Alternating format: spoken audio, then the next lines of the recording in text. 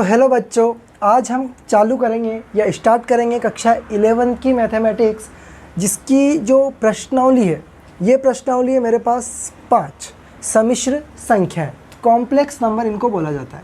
क्या बोला जाता है? Complex number.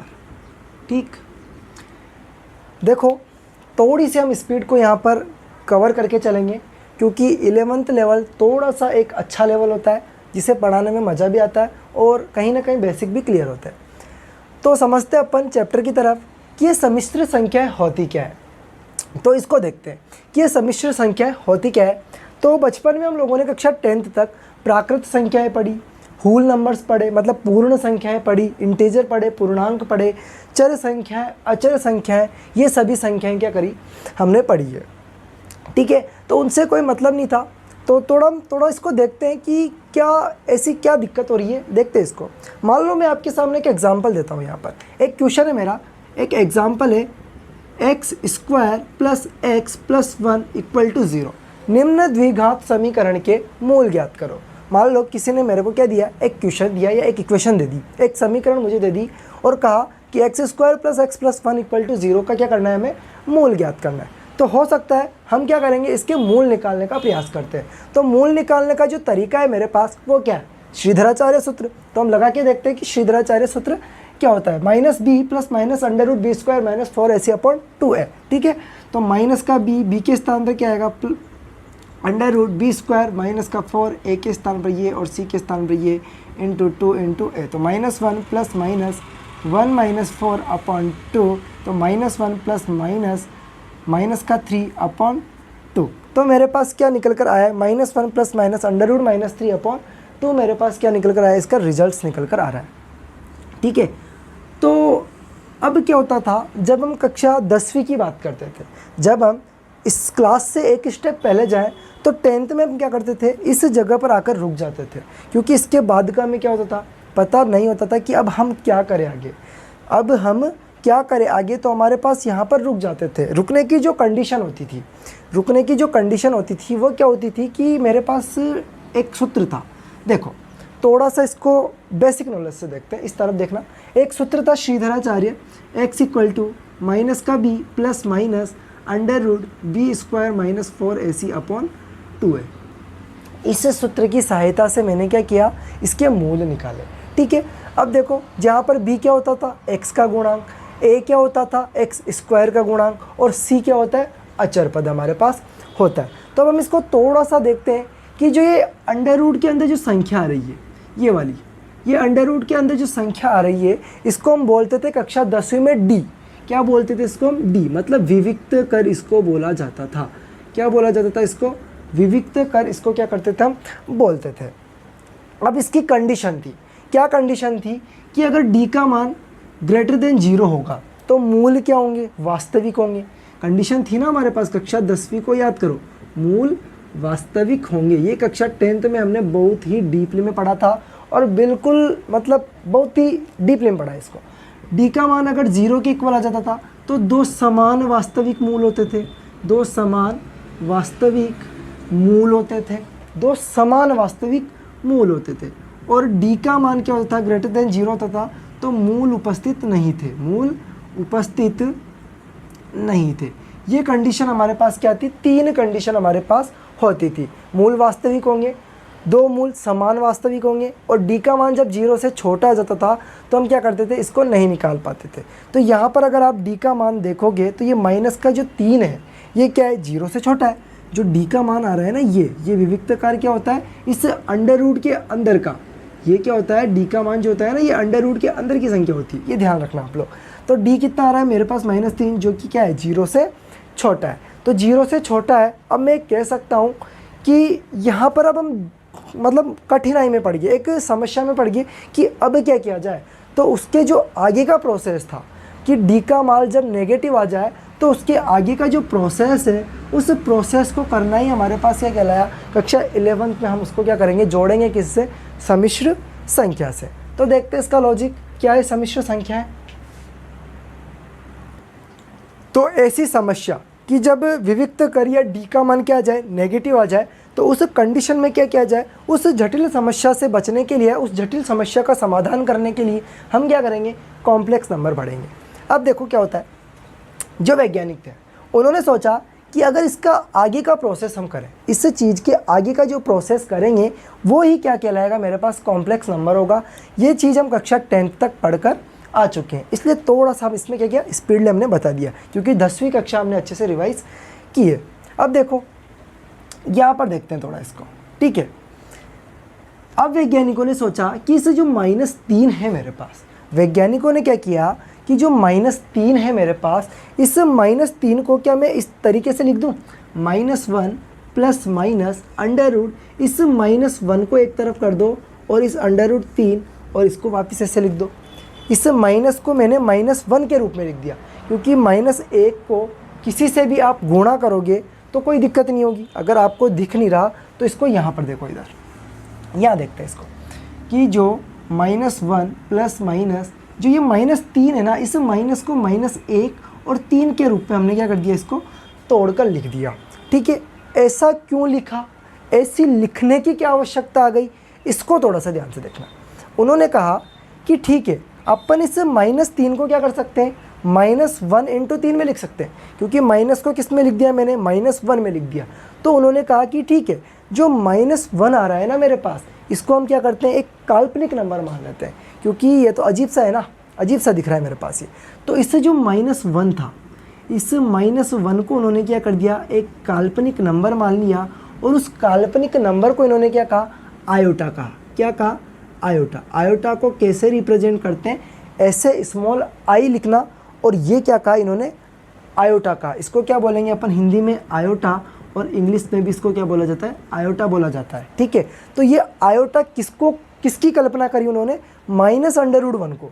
अंडर रूट में जो -1 है ना, इस √-1 की जगह उन्होंने क्या कल्पना कर ली कि हाँ, जब भी कहीं पर भी अब √-1 दिखेगा, हम उसको क्या बोल देंगे, आयोटा बोल देंगे।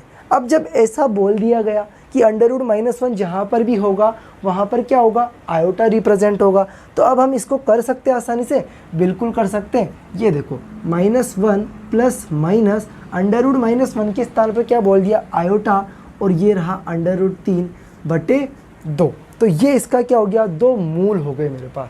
ये क्या हो गए, इसके 2 मूल हो गए। तो उन्होंने क्या बोला कि हाँ, √-1 जो है मेरे पास, उसके स्थान पर क्या कर दिया हमने, आयोटा लिख दिया, क्योंकि मैथमेटिशियन ने उन्होंने क्या कल्पना कर ली कि जहाँ पर भी √-1 होगा वहाँ पर हम क्या कर देंगे, आयोटा लिख देंगे। तो उन्होंने क्या किया, ये जो √-1 था, इस √-1 के स्थान पर क्या पुट कर दिया, आयोटा पुट कर दिया। और जैसे आयोटा पुट किया तो उनके पास 2 मूल निकल कर आए। फर्स्ट मूल आया -1, यहाँ देखो -1 प्लस, एक बार प्लस का चिन्ह ले लिया, √3 आयोटा इसको कह दिया उन्होंने /2, और एक आया -1, एक बार माइनस का चिन्ह ले लिया, √3 आयोटा /2 आ गया मेरे पास, ठीक है। तो हम जानते थे कि कोई भी जो द्विघात समीकरण है, कोई भी जो द्विघात समीकरण मेरे पास होती है, कोई भी जो द्विघात समीकरण होती है, उस द्विघात समीकरण की जितनी कोटि होती है, जितनी घात होती है, उतने मूल मेरे पास आएंगे। तो मेरे पास कितने मूल आ गए, हमारे पास 2 मूल यहाँ पर आ गए। आप देख सकते हो कि ये जो 2 मूल है मेरे पास, ये 2 मूल मेरे पास क्या हो गए, आ चुके हैं, ठीक है। अब देखते हैं इसका थोड़ा सा। तो जो रिजल्ट मेरे पास निकल कर आया, -1 प्लस माइनस √3 आयोटा /2, और ये आयोटा जो है मेरे पास, ये √-1 को क्या कर रहा है, रिप्रेजेंट करता है, ठीक है। इतनी चीज़ हम समझ चुके हैं। अब यहाँ पर देखना, जो -1 दिख रहा है मुझे, ये जो -1 दिख रहा है, ये तो एक रियल नंबर है, ये तो एक वास्तविक संख्या है। और जो आयोटा है, ये क्या है, इमेजिनरी नंबर, मतलब काल्पनिक संख्या। क्योंकि आयोटा क्या कर रखा है, मैंने माना है, जिसकी हम कल्पना करते हैं या फिर जो अपन खुद से मानते हैं, वो एक काल्पनिक नंबर ही तो होता है। तो यहाँ पर देखना कि वास्तविक संख्या और जो काल्पनिक संख्या है, दोनों क्या हो रही है इसमें, जो वास्तविक संख्या और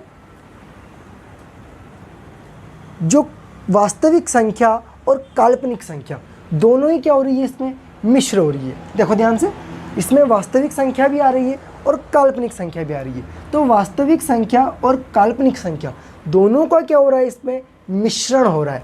तो ऐसी संख्याएं जिसमें वास्तविक संख्या भी हो और काल्पनिक संख्या भी हो, उसका जो मिश्रण होता है वो मिश्रण ही मेरे पास क्या कहलाता है, सम्मिश्र संख्या कहलाता है। ठीक है, जो √3 आयोटा है, ये आयोटा क्या है, इमेजिनरी नंबर, काल्पनिक नंबर। तो काल्पनिक संख्या कौन होगी, √3 आयोटा, और वास्तविक संख्या कौन होगी, -1 होगी। इसको अगर आप ऐसे नहीं तो ऐसे देखो, -1/2 प्लस माइनस √3/2 आयोटा।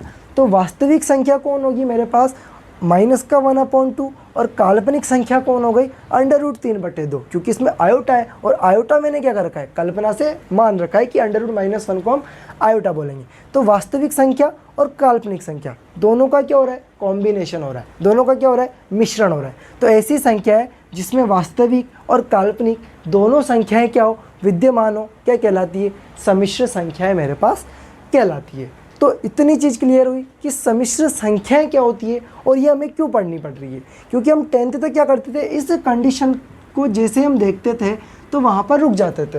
तो इस कंडीशन का क्या सरलीकरण होगा, उसको जो आगे बताया गया, उसका जो आगे की जो प्रोसेसिंग थी, उस प्रोसेसिंग को हम क्या बोलेंगे, सम्मिश्र मेथड बोलेंगे, या फिर सम्मिश्र कॉम्प्लेक्स नंबर या सम्मिश्र संख्या हम बोलेंगे।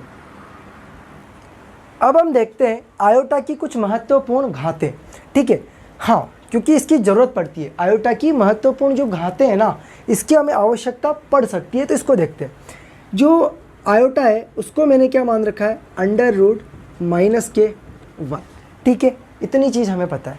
अगर मुझसे कोई आयोटा स्क्वायर पूछे, देखें, अगर कोई मुझसे आयोटा स्क्वायर की वैल्यू पूछेगा तो क्या करूँगा, इसको 2 बार गुणा कर दें। स्क्वायर का मतलब क्या होता है, इस √-1 को √-1 से गुणा करोगे तो -1 आएगा, बिल्कुल जाहिर सी बात है। तो आयोटा स्क्वायर का जो मान आया वह कितना निकल कर आया, तो आयोटा स्क्वायर की जो वैल्यू निकल कर आई मेरे पास वह कितनी आई, -1 मेरे पास निकल कर आई। और आयोटा की जो वैल्यू होती है वह कितनी होती है, √-1 होती है। फर्स्ट गुणधर्म ये देख लो, सेकंड प्रॉपर्टी आ गई। चलो अगर कोई मुझसे पूछे कि आयोटा की पावर 3 कितनी, अगर कोई मुझसे पूछे आयोटा की पावर 3 कितनी, तो कोई दिक्कत नहीं है। आयोटा की पावर 3 को हम ऐसे लिख दें, आयोटा का स्क्वायर इंटू आयोटा, हाँ लिख सकते हैं बिल्कुल। आयोटा की घात 3 को हम आयोटा का स्क्वायर इंटू आयोटा लिख सकते हैं, क्योंकि आधार समान होता है तो घातें क्या हो जाएगी, जुड़ जाएगी। 10th का पूरा बेसिक है, 9th 10th का बेसिक है। ठीक है, तो आयोटा स्क्वायर का मान कितना आ रहा है, यहाँ से देखो -1 दिख रहा है, और आयोटा का मान आयोटा, तो कितना आ जाएगा, -आयोटा। तो मैं कह दूं कि आयोटा की जो क्यूब है इसका जो मान आएगा वो कितना आएगा, -आयोटा मेरे पास इसका मान निकल कर आएगा। क्या इतनी चीज़ क्लियर हुई, बिल्कुल। अब आयोटा की घात 4 का मान भी हम निकाल कर देखते हैं। आयोटा की घात 4 का मान भी हम निकाल कर देखते हैं। देखो, तो आयोटा की घात 4 कितनी होगी, यहाँ से देखना। आयोटा की घात 4 को क्या मैं ऐसे लिख दूँ, आयोटा की स्क्वायर इंटू आयोटा स्क्वायर लिख सकते हैं ना, ऐसे नहीं, इधर देखो, आयोटा की घात 4 को iota square dot iota square, मतलब आधार समान है तो घातें क्या हो जाएगी, जुड़ जाएगी। आधार क्या दिख रहा है मुझे, समान दिख रहा है, तो घातें क्या हो जाएगी इसकी, जुड़ जाएगी। तो आयोटा की घात 4 iota square into iota square, iota square का मान ये रहा -1, तो -1 इंटू -1, तो आयोटा की घात जो 4 आएगी इसकी वैल्यू कितनी आ जाएगी, +1 हमारे पास निकल कर आ जाएगी। और ये इम्पोर्टेंट वैल्यू मेरे पास निकल कर आती है। अगर कोई मुझसे आयोटा की घात 4 का मान पूछेगा तो कितना निकल कर आएगा, 1 निकल कर आता है। तो अब कोई दिक्कत नहीं होगी मेरे पास। आई होप सबको क्लियर होगा कि आयोटा का मान √-1, आयोटा स्क्वायर -1, आयोटा की घात क्यूब -1, माइनस का आयोटा, सॉरी, आयोटा की घात जो 3 होगा उसका मान माइनस आयोटा, और आयोटा की घात 4 का मान कितना हो जाएगा, प्लस का आयोटा हो जाएगा। तो ये आयोटा की कुछ महत्वपूर्ण घातें हैं। और आयोटा क्या होता है मेरे पास, √-1 होता है। और ये सम्मिश्र कॉम्प्लेक्स में हम क्या करेंगे, इसका संपूर्ण अध्ययन करेंगे। ठीक है, तो आज के लिए इतना ही। नेक्स्ट वीडियो अगली क्लास में। चैनल को सब्सक्राइब एंड लाइक करना ना भूलें।